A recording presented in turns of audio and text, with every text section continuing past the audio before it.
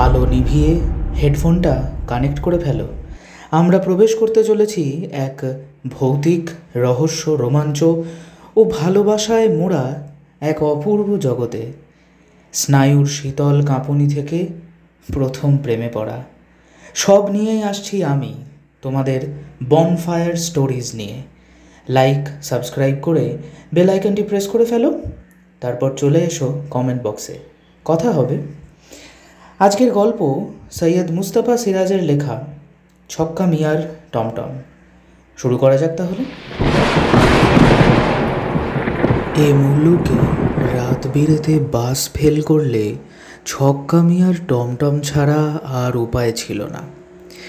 ঝড় বৃষ্টি হোক, মহাপ্রলয় হোক, রাতের বেলা ভীমপুর গদাইতলা 10 মাইল পিচের সড়কে যদি কষ্ট করে একটু দাঁড়িয়ে থাকা যায়, ছক্কা মিয়ার টমটমের দেখা মিলবে।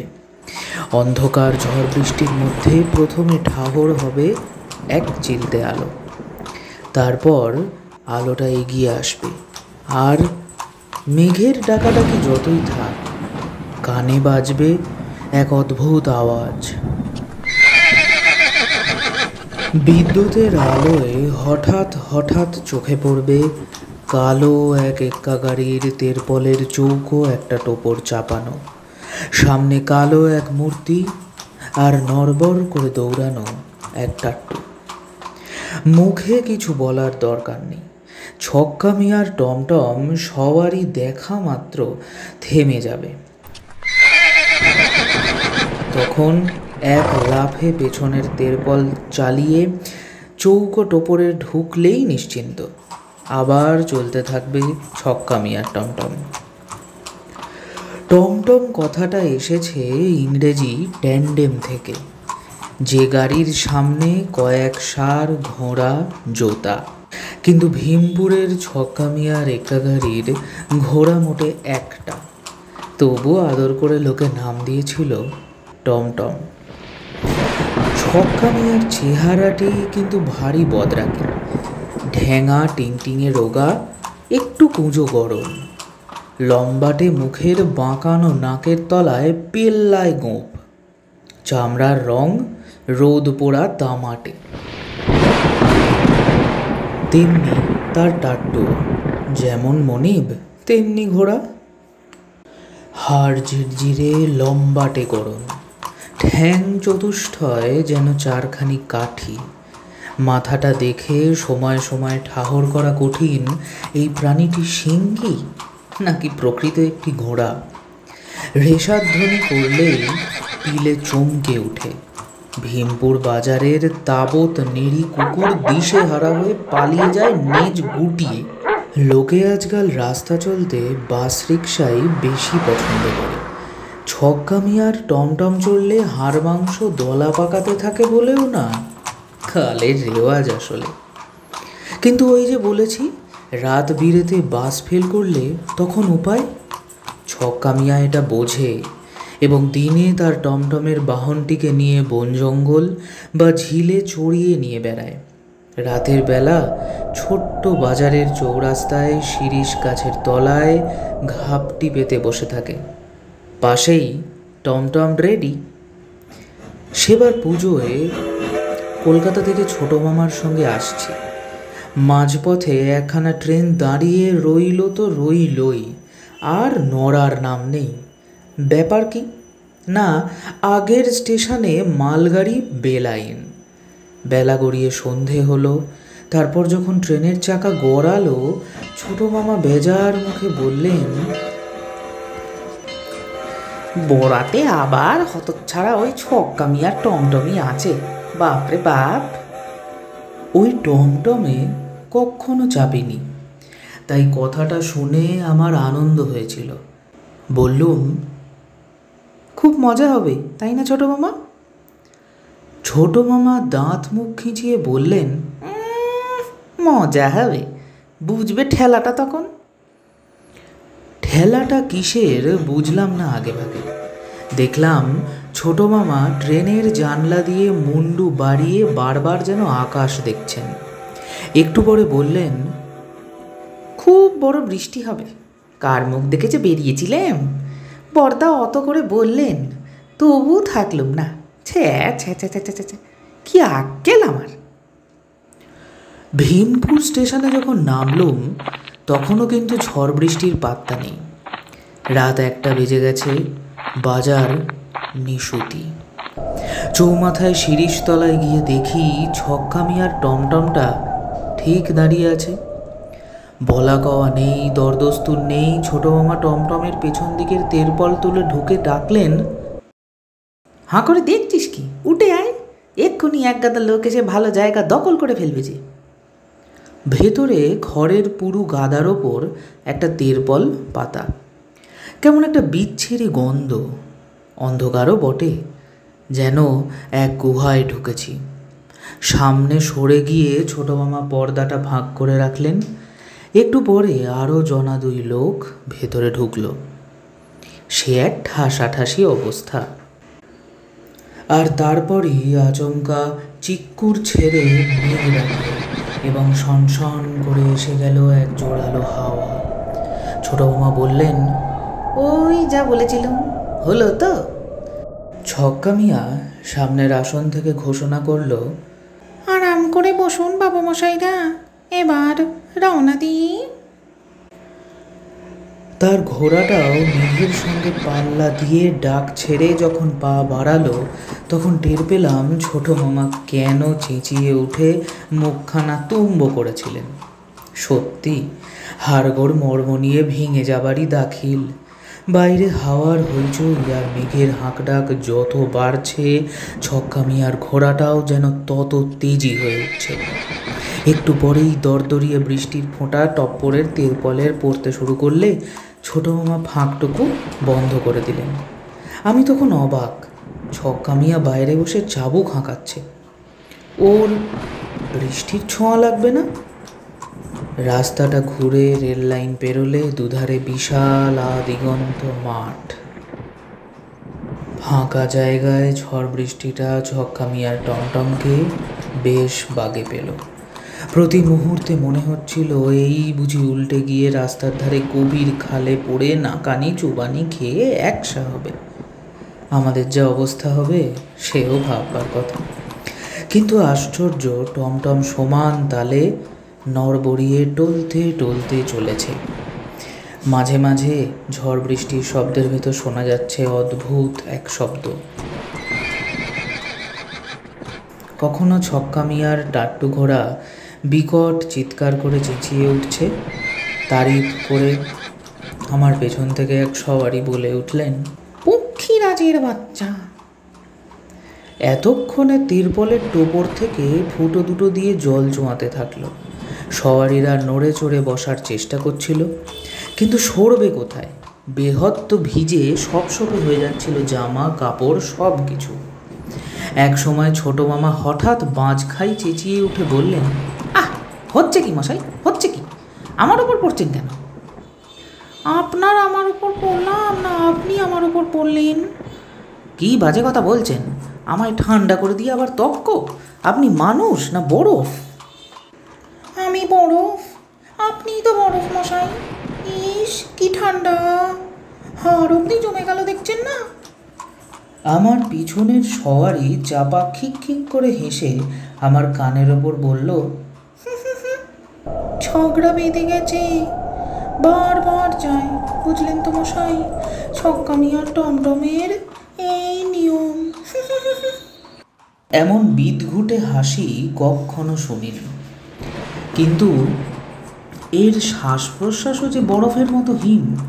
বললুম, ইস একটু সরে বসুন না, বড় ঠান্ডা করে যে।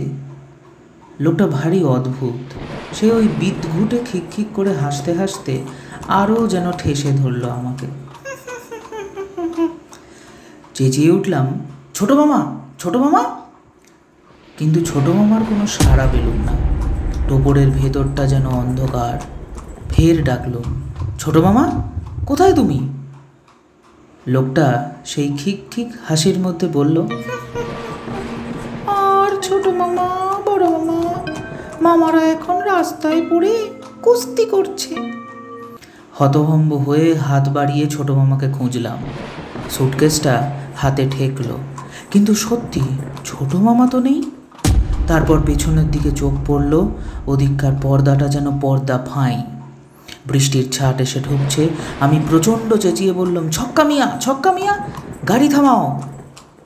পেছনের সওয়ারি ফের সেই বিদঘুটে হেসে উঠল।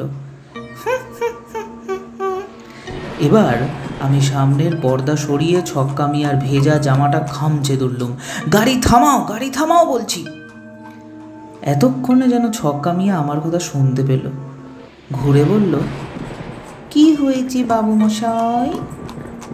ছোট মামা পড়ে গেছেন কোথায়? ছক্কা মিয়া বলল, বালাই শার্ট, পড়বেন কোথায়? ঠিকই আছে, খুঁজে দেখুন না। নেই, তুমি গাড়ি থামাবে কিনা বলো। সামনে একটা মন্দির আছে, সেখানেই থামাবো। ছক্কা মিয়া চাবুক নেড়ে ঘোড়াটাকে খুঁচিয়ে দিয়ে বলল, যেখানে সেখানে থামলে ঝড় বৃষ্টির কষ্ট পাবেন বাবু মশাই, বুঝলেন না? ওইখানে থামিয়ে আপনার ছোট মামাকে খুঁজবেন বরঞ্চ। মন্দিরের আটচালার সামনে গাড়ি দাঁড়ানোর সঙ্গে সঙ্গে আমি ছক্কা মিয়ার পাশ দিয়ে লাফ দিলুম। তারপর আটচালায় ঢুকে পড়লুম। বুদ্ধি করে ছোট মামার সুটকেস আর আমার কিট ব্যাগটা দু হাতে নিয়েছিলাম। কিন্তু আটচালায় ঢোকার সঙ্গে সঙ্গে দেখলুম ছক্কা মিয়ার টমটম বৃষ্টির মধ্যে আচমকা গড়াতে শুরু করেছে। ঘোড়াটা ডাক ছেড়ে তেমনি নড়বড়ে পায়ে দৌড়তে লেগেছে। আমি ফ্যাল ফ্যাল করে তাকিয়ে রইলাম। মুখের কথাটি পর্যন্ত ফুটল না। ভারী অদ্ভুত লোক তো ছক্কা মিয়া। এখন ঝড়টা প্রায় কমে এসেছে। বৃষ্টি সমানে পড়ছে। নির্জন আটচালায় দাঁড়িয়ে আছি, প্যান্ট শার্ট ভিজে চপচপ করছে, প্রায় কেঁদে ফেলার অবস্থা আর কি। কিছুক্ষণ পর বিদ্যুতের আলোয় দেখি কে যেন আসছে। আমি চেঁচিয়ে উঠলাম, কে কে? ছোট মামার সাড়া এলো, অন্তু নাকি রে? আমি কাঁদো কাঁদো গলায় বললুম, হ্যাঁ, তো তোমার কি হয়েছিল ছোট মামা? ছোট মামা আটচালায় ঢুকে বললেন, কি আবার হবে, যা হবার তাই হয়েছিল। তবে বেটাকে এবার যা জব্দ করেছি আর কখনো ছক্কা মিয়ার টমটমে ভুললেও চড়তে আসবে না। ছোট মামা আমার কাছে সুটকেসটা দেখে খুশি হয়ে বললেন, জানতুম তুই ঠিক নেমে পড়ে আমার অপেক্ষা করবি কোথাও। কিন্তু লোকটা কোথায় রইল? হাসলেন ছোট মামা। ওকে তুই লোক বলছিস এখনো? ওটা কি লোক নাকি রে? তবে কি? আরে বুঝলি নে, ওর ঘাড়ে একটা চন্দ্রবিন্দু বসিয়ে দে, তাহলেই বুঝে যাবি। থাকবি, এখন রাত বিরেতে ও নিয়ে আলোচনা করতে নেই বাপু। ব্যাপারটা কি জানিস অন্তু? রাত বিরেতে অমন দু একজন সওয়ারি ছক্কা মিয়ার টমটমে উঠে পড়বেই পড়বে। তারপর কি করবে জানিস? অন্ধকারে ঘাড় মটকানোর তাল করবে। যেই টের পেয়েছি আমার পেছনের লোকটার মতলব কি, অমনি ওকে ঠেলে ফেলে দেওয়ার চেষ্টা করেছি। কিন্তু বেটা পড়বি পর এমন ऐसा টান মেরেছে, আমি ওর সঙ্গে তেরপলের ফাঁক দিয়ে নিচে পড়ে গেছি।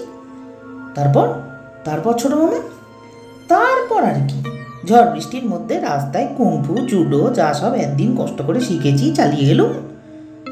এক ম্যাচে ওকে এমন করে ছুঁড়লুম যে একেবারে 20 ফুট গভীর খাদে গিয়ে পড়ল। এতক্ষণে কোন বাজ পড়া নেড়া গাছের ডগায় বসে হাঁপিয়ে হাঁপিয়ে কাঁদছে। ছোট মামা হাসতে হাসতে গায়ের জামা খুলে নিংড়ে নিলেন। তারপর বললেন, ঘন্টা 3 কাটাতে পারলেই ফার্স্ট বাস পেয়ে যাবো রে অন্তু। জামাটা নিংড়ে নে, ব্যাগ থেকে তোয়ালে বের করে নিংড়ে নে বাবা, নিংড়ে নে, গাটা মুছে নে। বাপরে বাপরে বাপ। আমি শুধু ভাবছিলুম, তাহলে আমার পেছনের সওয়ারিও কি লোক নয়? সেই লোকটিও কি আমার ঘাড় মটকানোর তালে ছিল, অন্য লোকটির মতো? আমার মুখ দিয়ে ছোট মামার প্রতিধ্বনি বেরিয়ে গেল, বাপরে বাপরে বাপ। ছক্কা মিয়ার টমটমে তারপর আর ভুলেও চাপার কথা ভাবতুম না। কিন্তু বছর 10 পরে যখন কিনা আমি পুরোপুরি সাবালক, এক রাতে ভীমপুর স্টেশনে নেমে শুনলাম লাস্ট বাস চলে গেছে। স্টেশন বাজার তখন নিঝুম, সময়টা শীতের।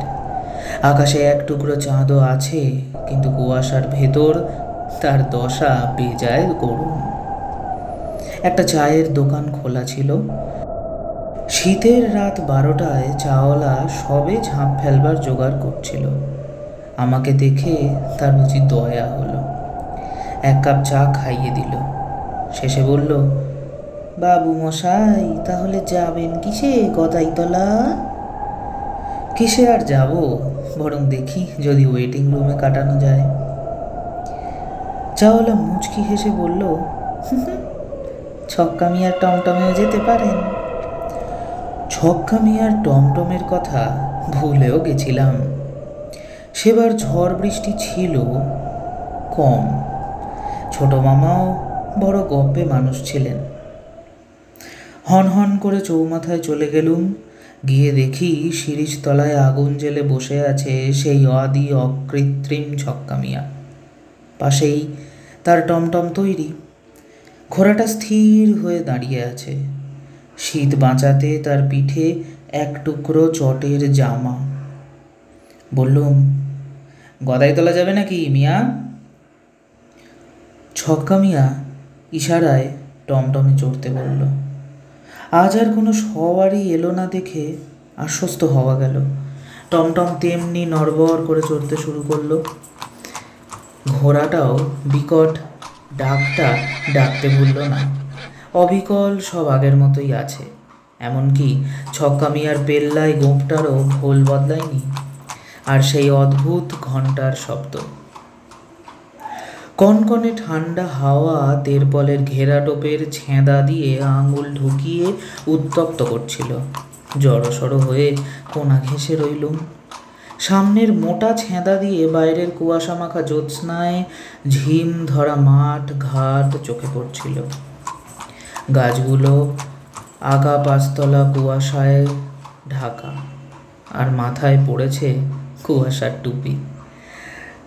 টুকরো চাঁদখানা ছেঁড়া ঘুড়ির মতো একটা ন্যাড়া তালগাছের ঘাড়ে আটকে গেছে দেখতে পাচ্ছিলাম।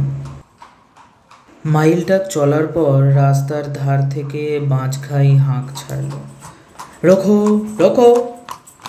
অমনি টমটম থেমে গেল। ঘোড়াটাও স্বভাব মতো 2 ঠ্যাং তুলে একখানা ডাক ছাড়ল। তারপর ছক্কা মিয়ার গলা শুনলাম, দারোগা বাবু নাকি? সেলাম সেলাম দারোগা বাবু, সেলাম। মুখ বাড়িয়ে দেখি বিশাল এক ওভারকোট পরা মূর্তি। সাইকেল নিয়ে দাঁড়িয়ে আছেন কোনো এক দারোগা বাবু। বললেন, রসো। সাইকেলখানা তুলে দিলেন। তারপর যখন টপ্পরের ভেতর ঢুকলেন, মনে হলো ভূমিকম্প হচ্ছে। ঢুকেই আমাকে টের পেয়ে চমকালো গলায় বলে উঠলেন, কে কে? বললুম, আমি। আমি আমি কি মানুষের নাম হয় নাকি? বলে দারোগাবাবু টর্চ জেলে সন্দিগ্ধ দৃষ্টিতে আমাকে দেখে নিলেন। নামধাম বলতেই হলো। পুলিশের লোক বলে কথা। সব শুনে উনি বললেন, আমি আপনাদের গদাইতলা থানার চার্জে আছি, কিন্তু আপনাকে তো কখনো দেখিনি। বেগতিক দেখে বললুম, কলকাতায় আছি বহুকাল, তাই দেখেননি। তা আপনার নামটা জানতে পারি স্যার? বঙ্গবিহারী রায়। আসামি ধরতে বেরিয়েছিলেন বুঝি? ওকে খুশি করার জন্যই বললুম। বঙ্কু দারোগা জলদগম্ভীর স্বরে বললেন, বেটা এক দাগি বেগুন চোর, ভীষণ ভোগাচ্ছে। আজ একটা বেগুন খেতে 2জন সেপাই নিয়ে ওত পেতেছিল। তারা খেয়ে শটান একটা তাল গাছের ডগায় উঠে গেল। তাকে আর নামাতে পারলুম না। তখন সেপাই 2জনকে তাল গাছের গোড়ায় বসিয়ে রেখে এলুম। আস্তে আস্তে হঠাৎ সাইকেলের বেয়াদবি। দাগি বেগুন চোর এই শীতকালে সারা রাত তাল গাছের ডগায় বসে আছে, কিন্তু তার জন্য নয়, হতভাগা সেপাই 2জনের কথা ভেবে আমার উদ্বেগ হচ্ছিল। মুখ দিয়ে বেরিয়ে গেল, আহা। আহা মানে? আমাকে ফের টর্চ জেলে সন্দিগ্ধ নজরে দেখে বঙ্কু দারোগা বললেন, আপনি মশাই এই মরা বাওয়া গাড়িতে এত রাতে চাপলেন যে? আপনি জানেন আজকাল সবারই জোটে না বলে ছক্কা মিয়া মরা বয়ে নিয়ে যায় গঙ্গার ঘাটে। বলেন কি? তাহলে তো ভয়ের কথা। অবাক হয়ে বললুম, সত্যিই ভয়ের কথা, আগে জানলে। কথা কেড়ে বঙ্কু দারোগা বললেন, হয়তো জেনে শুনেই চেপেছেন। কিচ্ছুই বলা যায় না। কেন কেন একে এ কথা বলছেন কেন? বলছি আপনার চেহারা দেখে এমন সুঁটকো রোগা চিমসে বাসি মরার মতো লোক সচরাচর দেখা যায় নাকি না? এবার আমার খুব রাগ হলো। কি বলতে চান আপনি? রাত বিরেতে আজকাল ছক্কা মিয়ার টমটমে কে জ্যান্ত কে মরা বোঝা যায় না মশাই। হাত বাড়িয়ে বললুম, এই আমার হাত, পরীক্ষা করে দেখতে পারেন আমি মরা না জ্যান্ত। বঙ্কু দারোগা আমার হাত সরিয়ে দিলেন। বাপ, এই যে ভিজায় ঠান্ডা। ঠান্ডা হবে না শীতের রাতে এই মাঠের মধ্যে হাত কি গরম থাকবে? না না না না মশাই, এমন রাতে বিস্তর সিঁদেল চোরের হাত পাকড়েছি, তারা কেউ এমন ঠান্ডা ছিল না। কি আমায় সিঁদেল চোর বললেন? বঙ্কু দারোগা গলার ভেতরে বললেন, সিঁদেল চোরের ভূতও হতে পারেন, কিচ্ছু বলা যায় না। তখন আহা বলা শুনেই সন্দেহ জেগেছে। আর সহ্য হলো না, খাপ্পা হয়ে চেঁচিয়ে বললুম, পুলিশ হন আর যাই হন, আমি আপনাকে সাবধান করে দিচ্ছি মশাই। দারোগাবাবু ফের মুখের ওপর টর্চ জেলে বললেন, বড্ড এগিয়ে এসেছেন, বড্ড এগিয়ে এসেছেন, সরে বসুন সরে বসুন সরে বসুন। মুখের ওপর টর্চের আলো কারই বা সহ্য হয়? টর্চ নেবান বলে টর্চটাকে ধাক্কা মেরে সরিয়ে দিল। টর্চটা নিভে গেল এবং কোথায় যেন একটা ছিটকে পড়ল, কিন্তু এটাই বোধহয় ভুল হলো। বঙ্কু দারোগা বিকট গলায় ভূত ভূত ভূত বলে চেঁচিয়ে আমাকে এক রাম ধাক্কা মারলেন। টপ্পরের এক পাশে জরাজীর্ণ তেরপলের ওপর কাত হয়ে পড়লুম। তেরপলটা ফরফর করে ছিঁড়ে গেল এবং টাল সামলাতে না পেরে গড়িয়ে নিচে পড়ে গেল। কানের পাশ দিয়ে চাকা গড়িয়ে গেল প্রচণ্ড বেগে। পলকের জন্য দেখলুম কুয়াশা ভরা নীলচে জ্যোৎস্নায় টমটম দূরে সরে যাচ্ছে, ভেসে আসছে এক অদ্ভুত শব্দ। ভাগ্যিস রোড দপ্তরের লোকেরা রাস্তা মেরামতের জন্য কিনারায় বালির গাদা রেখেছিল। আঘাত টের পেলুম না। সামনে একটা বাড়ি দেখা যাচ্ছিল। লোকেরা লণ্ঠন লাঠি সোটা নিয়ে বেরিয়ে এলো। তখন ঘটনাটা তাদের আগা গোড়া বলতে হলো, কিন্তু সব শুনে ওরা আমার দিকে হাঁ করে তাকিয়ে রইল। একজন বলল, বাবু ছক্কা মিয়ার টমটম পেলেন কোথায়? কাল ভীমপুরের কাছেই একটা ট্রাকের ধাক্কায় ছক্কা মিয়া আর তার ঘোড়াটা মারা পড়েছে যে। ভাগ্যিস টমটমে একটা মরা ছিল শুধু, সঙ্গের লোকেরা বাসে চেপে গঙ্গার ঘাটে গিয়েছিল, কিন্তু অবাক কাণ্ড দেখুন, মরাটা একেবারে আস্ত ছিল। তুলে নিয়ে গিয়ে ভালোই ভালোই সিটে তুলতে পেরেছে বাবা। বঙ্কু দারোগার ওপর সব রাগ সঙ্গে সঙ্গে ঘুচে গেল। বরং উনি আমাকে বাঁচিয়ে দিয়েছেন দেখা যাচ্ছে, কিন্তু ওর নিজের ভাগ্যে কি ঘটল কে জানে। আহা বেচারা, কি ঘটল পরদিন শুনলাম। বঙ্কুবাবু তখন হাসপাতালে। লোকে বলছে আসামি ধরতে গিয়ে সাইকেল থেকে পড়ে কোমরের হাড় ভেঙেছে। সাইকেলও অক্ষত নেই, কিন্তু আসল ব্যাপারটা তো আমি জানি। তবে যাই হোক, আমার ওপর যেটুকু ফাঁড়া গেছে তার জন্য দায়ী স্টেশন বাজারের সেই ধরিবাজ চাওয়ালা। কেমন হেসে বলেছিল, ছক্কা মিয়ার টমটমেও যেতে পারেন। সব জেনে শুনেও কি অদ্ভুত রসিকতা। অবশ্য এমনও হতে পারে সে বলেছিল ছক্কা মিয়ার টমটমেও যেতে পারতেন। আমি হয়তো ভুল শুনেছিলাম, ক্রিয়াপদের গোলমাল স্রেফ। ছক্কা মিয়া কি আদেও বেঁচে ছিল? সে কি সেই 10 বছর আগে আমি যখন নাবালক তখনই কি সে মারা গেছিল? তখন থেকেই কি সে ভূত, নাকি 10 বছর পরে ট্রাকের অ্যাক্সিডেন্টে ছক্কা মিয়া ও তার ঘোড়াটি মারা যায়? কে বলতে পারে কে ভূত আর কেই বা আসল? শেষ হলো আজকের গল্প ছক্কা মিয়ার টমটম। কেমন লাগলো তোমাদের অবশ্যই জানিও। পরের গল্পের অপেক্ষায় থাকবে তো? আমিও তোমাদের পরের গল্প শোনানোর অপেক্ষায় থাকলাম। শুভরাত্রি। অল্প অল্প ভয় পেতে থাকো আর বনফায়ার স্টোরিজকে সাবস্ক্রাইব করে শুনতে থাকো নতুন নতুন গল্প।